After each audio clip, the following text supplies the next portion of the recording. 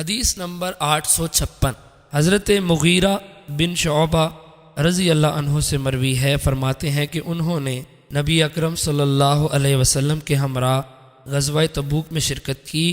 اس دوران رسول اکرم صلی اللہ علیہ وسلم قضائے حاجت کے لیے تشریف لے گئے تو میں نے آپ کے ساتھ برتن اٹھایا، اور یہ نماز فجر سے پہلے کی بات ہے۔ جب آپ واپس میرے پاس تشریف لائے تو میں آپ کے مبارک ہاتھوں پر برتن سے پانی ڈالنے لگا۔ آپ نے دونوں ہاتھ 3 مرتبہ دھوئے، پھر چہرہ انور کو دھویا، پھر جبہ مبارک کو بازوؤں کی طرف سے نکالنے لگے تو جبہ مبارک کی آستینیں تنگ تھی۔ آپ نے جبہ مبارک میں ہاتھ ڈال کر بازوؤں کو جبہ مبارک کی نچلی جانب سے اتارا اور بازوؤں کو کوہنیوں سمیت دھویا، پھر موزوں پر مسح فرمایا اور واپس تشریف لے آئے۔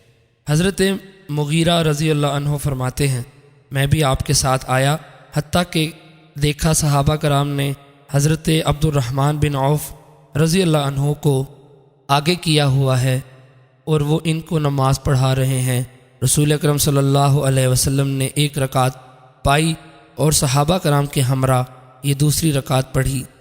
حضرت عبد الرحمن بن عوف رضی اللہ عنہ نے سلام پھیرا تو رسول اکرم صلی اللہ علیہ وسلم نے کھڑے ہو کر نماز مکمل کی۔ اس بات سے مسلمان بہت خوفزدہ ہوئے اور کثرت سے سبحان اللہ پڑھنے لگے۔ رسول اکرم صلی اللہ علیہ وسلم نے نماز مکمل کی تو ان کی طرف متوجہ ہو کر فرمایا تم نے اچھا کیا، یا فرمایا درست عمل کیا۔